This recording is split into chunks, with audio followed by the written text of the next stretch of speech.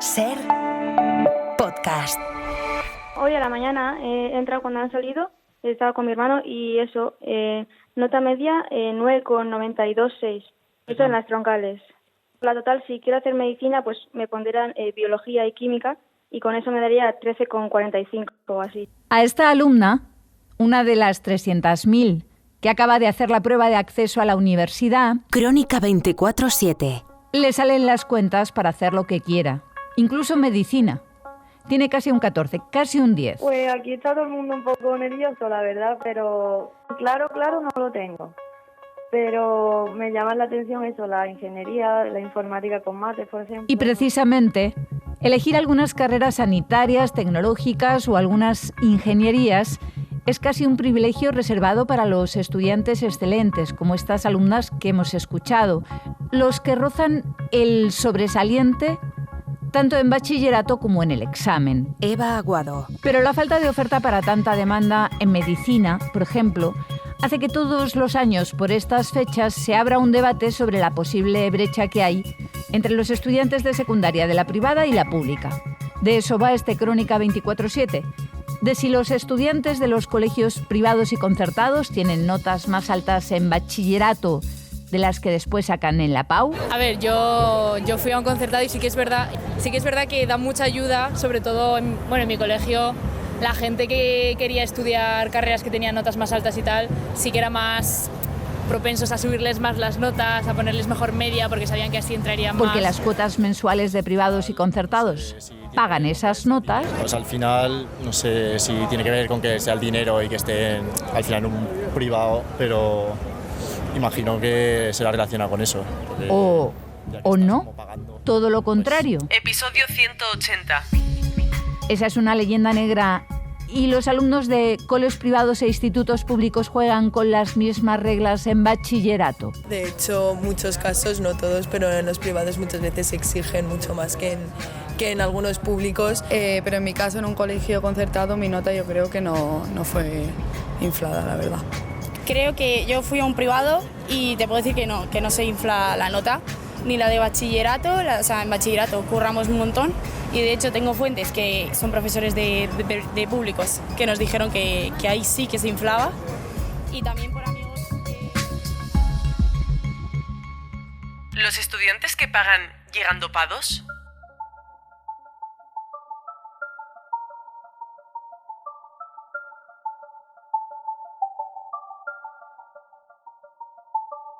Cada año, cientos de miles de alumnos en España de 17 o 18 años se enfrentan a uno de los exámenes más importantes de sus vidas. Por Adrián del Pozo. He tirado más por literatura que por lengua, pero bien. El examen bien, ha ido bien, era bonito además, era bonito. Bien, yo creo los alumnos de segundo de bachillerato se enfrentan más o menos a estas alturas del año a la PAU, la EBAU, la selectividad, se llame como se llame en cada momento.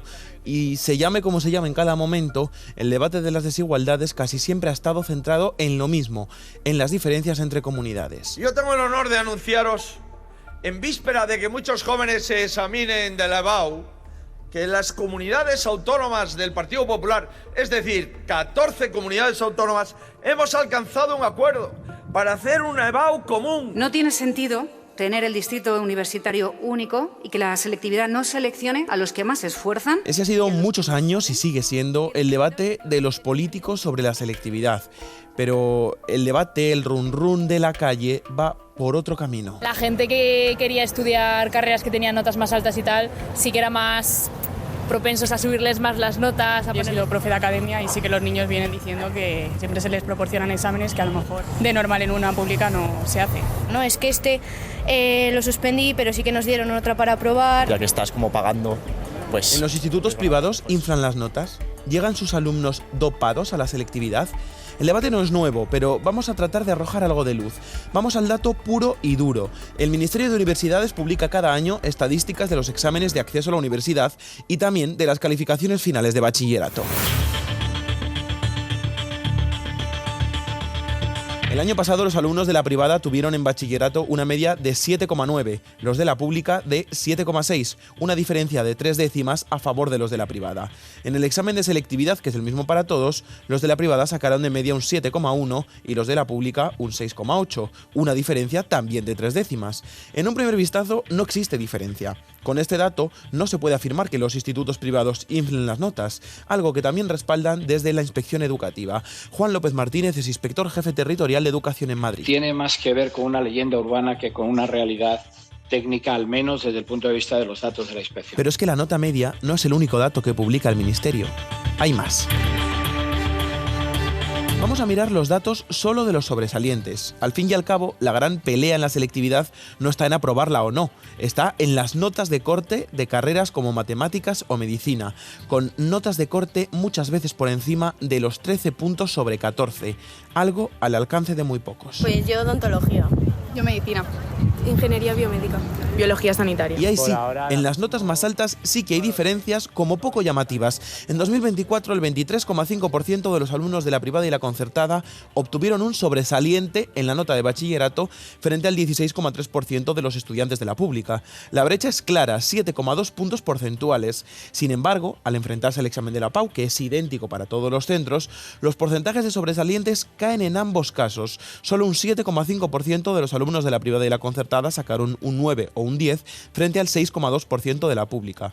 La brecha sigue, sí, pero se reduce drásticamente, de 7,2 puntos en bachillerato a 1,3 puntos, a solo 1,3 puntos en selectividad, lo que supone una reducción del 82%.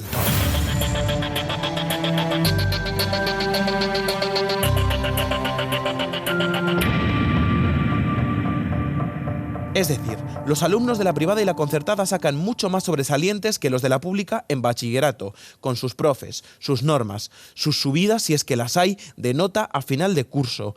Al hacer la selectividad, al hacer todos el mismo examen, con los mismos criterios de evaluación, el número de sobresalientes se nivela, casi se iguala, apenas hay diferencia. Pero no solo eso, hay 4 comunidades en las que esa diferencia no solo se iguala, es que se da la vuelta, y si los de la privada o la concertada sacaban más sobresalientes en bachillerato, son los de la pública los que sacan más en selectividad. Es lo que pasa en la comparación entre privada y pública en Extremadura y entre concertada y pública en Madrid, La Rioja y Castilla y León. En estas regiones, los alumnos de la pública logran mejores resultados que los de la concertada o la privada en la PAU, a pesar de que en bachillerato eran los de centros de pago los que sacaban más 9 y 10. Estos son los datos puros y duros. Ahora quedan las causas y las posibles soluciones. En cuanto al origen, López Martínez apunta a que podría no deberse a una intención de determinados centros por inflar las notas, sino a 2 causas. Una, diferencias en la forma de evaluar y calificar. Yo creo que tiene que ver más con los criterios de evaluación y de exigencia de unos centros con otros, ¿no? Creo que es más bien una cuestión técnica que una estrategia que puedan seguir determinados centros. Y 2, diferencias socioeconómicas. Que los colegios públicos, concertados o privados en zonas donde predominan las familias de clases medias profesionales tienen lógicamente mejores notas que los centros situados en barrios de familias desfavorecidas, donde no hay a veces ni condiciones habitables para estudiar y hacer los deberes, ni bibliotecas públicas a las que recurrir, ni mucho menos dinero para pagar profesores particulares. Sea como sea porque hay institutos que inflan las notas y que luego se desinflan, como parecen indicar los datos, o por circunstancias distintas, hay que buscarles una solución. Ramón Izquierdo es secretario de Acción Sindical de AMPE. La única solución posible podría ser normativizar o a través de una norma poner qué criterios se deben de seguir a la hora de esa posibilidad de subir nota, sea para todo el mundo o no sea para nadie. En España hicieron la PAU el año pasado 190.000 alumnos de institutos públicos frente a 90.000 de institutos privados o concertados. Crónica 24/7. Y ella es madrastra, arquitecta de esperanzas. Lejos de ser un refugio y una compañera de viaje, En su esencia un refugio, es compañera en este viaje. como dicen En esta oda a las madrastras, Yael y Pri dos Santos... ¿Y qué derechos tiene una llegada? El concepto legal de familia va muy por detrás de la sociedad, eso es así. Hemos heredado lo convencional. Las madrastras, los padrastros, como explica muy bien la película Tras el verano, protagonizada por Alessandra Jiménez y Juan Diego Botto, son personajes bajo sospecha, siguen siéndolo. ¿Tú crees que va a entender que desaparezca para siempre? No lo sé. A lo mejor te vas y ya no te quiere volver a ver. Porque ya no vives con nosotros. Son cada vez más, porque las familias somos cada vez más diversas, pero no se les reconoce ni social, ni emocional, ni jurídicamente como a esas personas que comparten parte de la crianza de los hijos biológicos de sus parejas. Son todavía las brujas malas o buenas, en el mejor de los casos, del cuento, como dice la directora de Tras el verano, Yolanda Centeno. El hijo de mi chico era pequeño en ese momento, ahora ya son más mayores, y en ese momento le dijo a sus amigos: ella es mi madrastra, pero es una madrastra buena. Y yo pensé, claro, o sea, si no dice nada, los niños salen corriendo, porque es la figura de la bruja o de alguien que viene a hacer algo malo, y todavía no me conoce, no he hecho nada, no, totalmente eres digamos, culpable de algo, ¿no? Hasta que demuestres lo contrario. Y pensé, bueno. Y de eso va este Crónica 24/7, como señala la influencer Pri dos Santos, de explicar el papel real que juega esa mujer para protegerla a ella y sobre todo al niño y la niña con el que crea un nuevo vínculo. Mientras la gente no entienda que es una mujer que viene para sumar, para aportar algo y que no viene a reemplazar el lugar de la madre, pues estaremos haciendo mucho daño, no solo a estas mujeres, sino también a las criaturas. Todavía hay madrastras en el siglo XXI.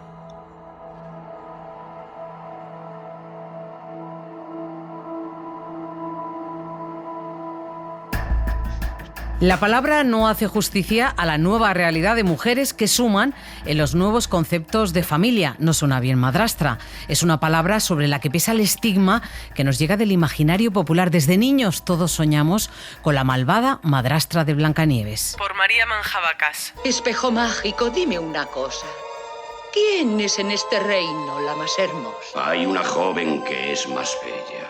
Por desgracia, ni vos superáis su beldad. Ahora no son las malas de los cuentos, son las buenas de las películas, y precisamente desde el cine se está promoviendo el debate, llevando a la pantalla lo que ocurre en la vida real, lo que ha hecho la directora Yolanda Centeno en la película Tras el verano, que trata de eso, de una mujer que se separa de su pareja pero que no se quiere separar del hijo que ha cuidado y que quiere como suyo. ¿Por qué cargar con ese peso social por un tema de cuentos, ¿no? Alguien me dijo cuando hay el lanzamiento de Blancanieves, ¿no? Me dijeron, son cuentos, los cuentos son cuentos, no importan. Y yo pensé, los relatos son importantes y no importa si un dragón es dibujado, porque no va a haber un dragón que se sienta afectado, pero es que en las madrastras sí que existimos. Existen, pero no se sabe ni cuántas son, y como ella dice, si no hay ni siquiera estadística, ¿cómo va a haber políticas?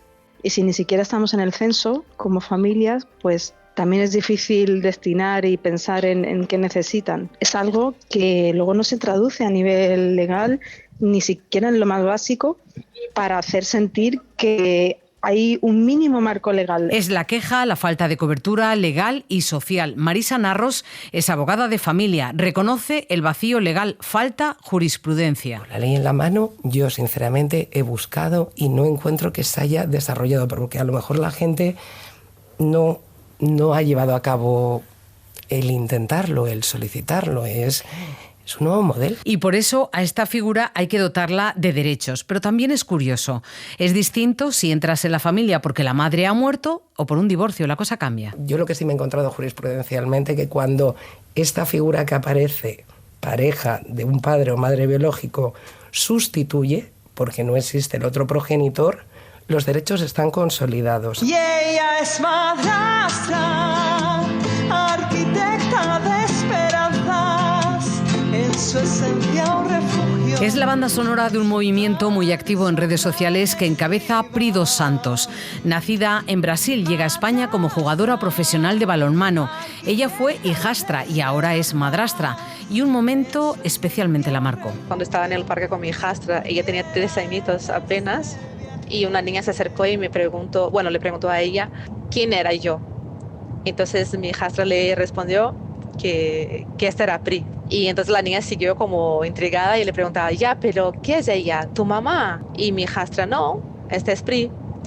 Y luego la niña me pregunta a mí, ¿tú qué eres de ella? Ella no se cansa de pedir y repetir que no reemplazan a nadie, que no sustituyen, que hacen otro papel y en consecuencia piden. Primeramente el respeto. Segundo, queremos legalizar nuestro rol también y que seamos bien recibidas en espacios como colegios, que nos apoyen, ¿no? Porque si ya es complejo pertenecer a una familia que ya estaba formada antes de que llegaras, imagínate hacer ese trabajo con prejuicios, ¿no? Con una presión social que te bloquea más aún. Y eso es lo que hay que evitar, y en eso se empeñan las nuevas generaciones de madrastras jóvenes muy activas en redes. Mireia, en TikTok, Yo Soy Madrastra, cuenta y recoge experiencias de gente que, como ella, se siente bien en el núcleo familiar, pero cuando sale... Lo complicado empieza cuando sales de casa, empieza fuera de casa, donde nadie viene a preguntarte si necesitas ayuda, si estás desbordada o simplemente si estás bien. Y no es que quiera agradecimientos de salón. No sé, a veces pienso que esto es solo porque no lo he parido yo.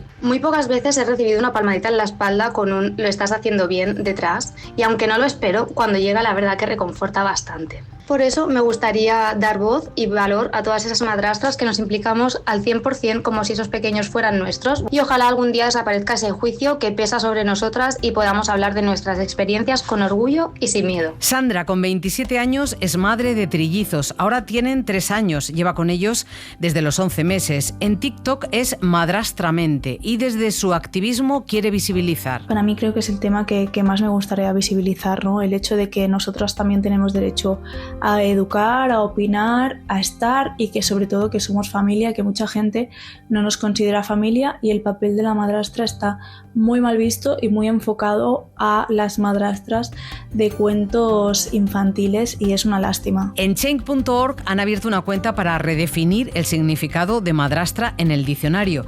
A día de hoy todavía de segunda acepción aparece la frase que duele, aunque sea en sentido figurado: madre que trata mal a sus hijos. Y en contra de este estigma es contra lo que hay que luchar, conociendo la vida y las historias de las madrastras reales, las madrastras del siglo XXI.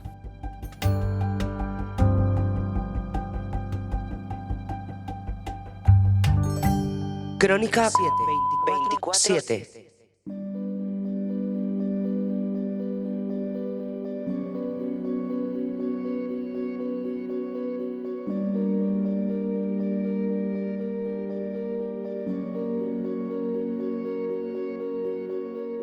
Porque falta la concentración. Sí, escucho mucho audiolibro porque tengo un TDAH. Entonces resulta que no tengo capacidad de concentración en la lectura durante más de 10 páginas, tengo que estar todo el rato echando para atrás, y entonces con el audio sí, no tengo ningún problema, lo escucho como si fuese la radio. O porque los temas son más densos. Sobre todo de estos de no ficción, que me están contando pues a lo mejor sobre psicología o temas que normalmente son densos, porque me los escucho cuando voy a caminar o mientras hago deporte. Así o simplemente, y sobre todo porque no hay tiempo para nada, y esa es una buena forma de aprovecharlo. O a veces también en la cocina de mi casa cuando estoy haciendo los tuppers de la semana. Bueno, o sea, al final hay mucha gente que tiene el tiempo reducido y demás, pues mientras vas al trabajo, pues en un bus o en un tren, pues lo puedes escuchar. Está claro, cada vez leemos más audiolibros, y de eso va este Crónica 24/7.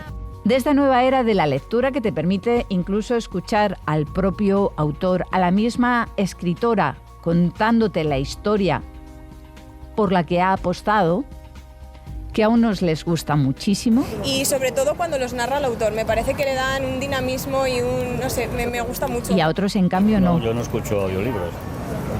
Yo tampoco, lo siento, no escucho audio del libro. Porque les gusta el papel. Estoy acostumbrado a leer en papel y no tengo la costumbre, aunque debe ser cómodo, pero bueno. Yo imagino lo que estoy leyendo y si me lo dicen no me viene la imagen. Los audiolibros son para el verano.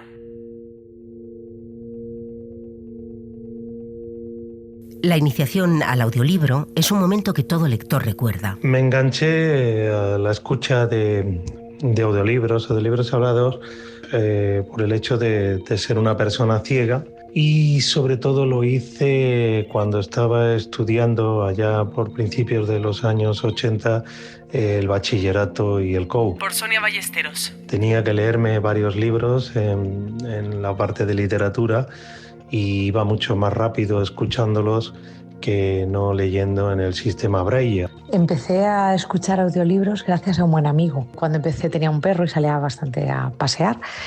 Me enganchó enseguida. El primer libro que escuché, nada, no había manera. Lo empecé varias veces y nada, no me concentraba. Es complicado al principio. Pero luego... Al segundo ya la verdad es que era como estar viviéndolo. Escuchamos a 3 lectores. Carlos, que es ciego, María Luisa y Rosa. Todos señalan que la elección del audiolibro juega un papel fundamental el factor tiempo. Puedo leerme un libro en un tiempo récord que no consigo hacerlo con libros en papel o en ebook. Yo he leído muchísimo en papel, muchísimos libros, pero llegó un momento en que no encontraba tiempo para leer. Y claro, cuando conocí los audiolibros, pues una maravilla. Iba mucho más rápido escuchándolos que no leyendo en el sistema Braille, aparte de que el sistema Braille pues es muy voluminoso y más complicado. Y es que los leen los momentos que salgo a caminar, y también utilizo mucho los momentos que estoy en casa haciendo cualquier cosa. Suelo leerlos mientras cocino. Ahora también comencé a ir al gimnasio, pues en el gimnasio. Según un estudio de Audible, el consumo medio mensual es de 3,4 títulos al mes.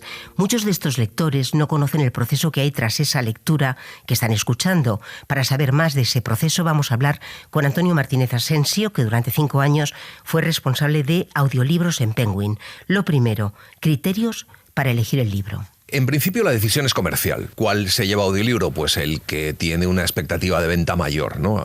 Yo creo que ese es el criterio que se sigue. Lo que pasa es que en Penguin hubo una decisión que es hacer el fondo, como os comentaba. Pues vamos a hacer todos los libros de Mario Vargas Llosa, vamos a hacer todos los libros de Javier Marías, vamos a hacer ese maravilloso mundo, ese maravilloso fondo editorial que tenía Penguin Random House. Y entonces durante 5 años estuvimos haciendo un proyecto para poner en marcha todos esos audiolibros que quedarán un poco en la historia, y decidimos también hacerlos con voces que, bueno, pues que perduraran también, ¿no? Elegir libro, elegir buenas voces, y después hay que decidir quién cuenta ese libro y desde dónde se cuenta. Un ejemplo muy claro, Berta Isla, de Javier Marías. Berta Isla, la mitad del libro lo cuenta Javier Marías, podríamos decir, un narrador omnisciente en tercera persona. Y luego hay la mitad del libro lo cuenta ella. Es una primera persona femenina, es Berta Isla, con lo cual ese libro, la mitad lo narró Israel Elejalde y la otra fue la voz de Berta Isla. ¿Cuán fácil es estar en la oscuridad?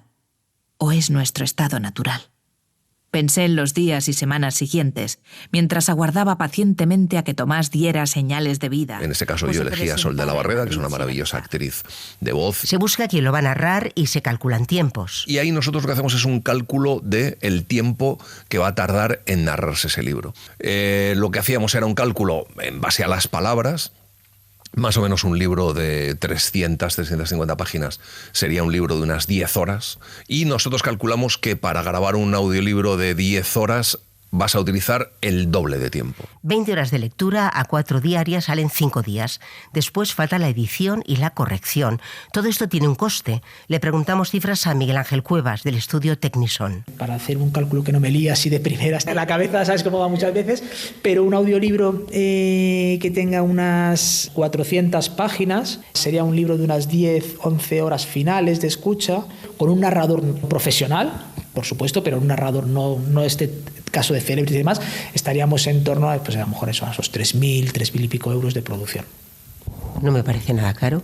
Y hay mucho trabajo detrás. De ese trabajo sabe mucho Sol de la Barreda, y le pregunto por esas horas y horas de continua lectura. Es que es agotador. Esa es una de las cosas que cuando un actor se enfrenta por primera vez a este formato, flipa. Estás hablando para llegar a un tercero y transmitiendo una historia, una sensorialidad a veces. ¿Y qué pasa?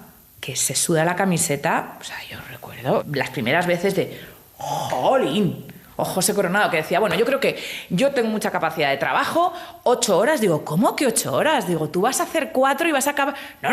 También hay una... Hay quien asegura que los narradores de carne y hueso van a desaparecer a manos de la inteligencia artificial, algo que ya está pasando, pero que a Sol de la Barreda, de momento, no le asusta.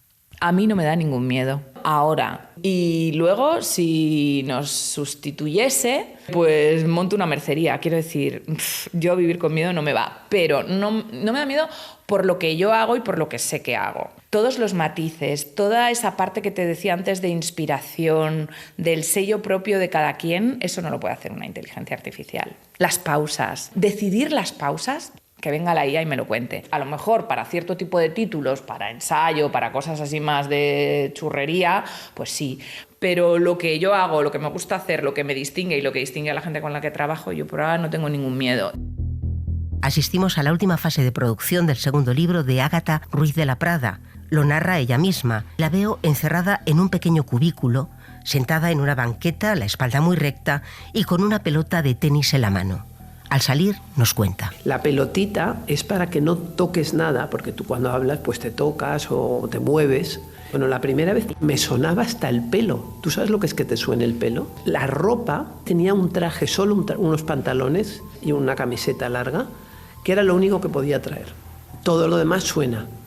Es un silencio y te oyes. La primera vez yo estaba tan deprimida ahí, porque es que te oyes a ti misma, es como, wow, tal. Vas contando tu vida y es bastante doloroso, pero entonces lo tienes que hacer sin pensar y tirar para adelante. Como esto no me gusta nada hacerlo, lo odio. Entonces, ¿sabes lo que hago? Como lo tengo que hacer, lo hago muy deprisa, muy deprisa, muy deprisa. Métete ahora, quiero que te metas, te cierren la puerta, métete y lee un poco, pero ya verás cómo es. Primero te sientes muy desgraciada. Ahora este segundo ha sido mucho mejor para mí que el primero. Pero esto que acaba de decir Ágata se lo agradecerán todos los actores reputadísimos y renombradísimos se encuentran con lo mismo. Un beso muy fuerte, gracias. Chao, Ágata. Gracias, Ágata, gracias por todo.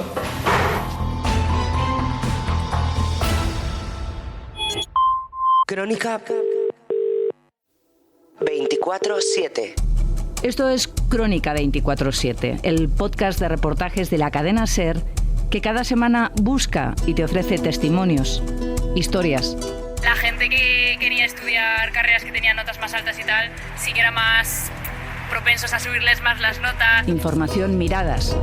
Lo complicado empieza cuando sales de casa, bueno, empieza fuera de casa, donde nadie viene a preguntarte si necesitas ayuda, si estás desbordada o simplemente si estás bien. Crónica 24/7 es una producción de SER Podcast. Todos los matices, toda esa parte que te decía antes de inspiración, del sello propio de cada quien, eso no lo puede hacer una inteligencia artificial. Las pausas, decidir las pausas, que venga la IA y me lo cuente. Dirección, Eva Aguado. Está en todas las plataformas. Suscríbete. Realización y diseño sonoro, Juan Aranaz. Para no perderte ningún episodio, síguenos en la aplicación o la web de la SER, Podium Podcast o tu plataforma de audio favorita. SER Podcast.